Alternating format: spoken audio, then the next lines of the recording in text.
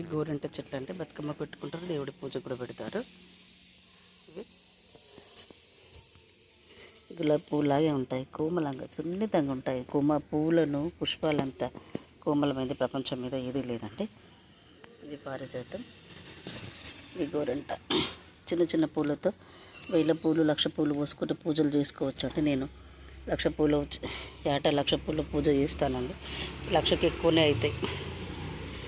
రోజు ఇన్ని పూలు ఈ పారిజాతం వల్ల అమ్మవారికి కూడా నవరాత్రులలో శుభంగా జరిగింది. చాలా హ్యాపీగా ఉంది, ఆనందంగా కూడా ఉందండి.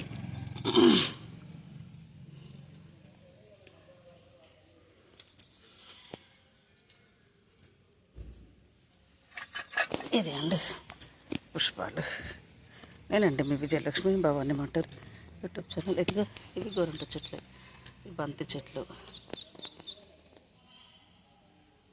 ఇవి గోరంట చెట్లు, ఈ గోరంట పూలు, రుద్రాక్ష పూలు, మిరప చెట్లు, రకరకాల చెట్లు ఉన్నాయండి వీళ్ళింట్లో. ఇది గణపతి చెట్టు, ఎంత స్మెల్ వస్తుంది, చాలా స్మెల్గా ఉంటుంది.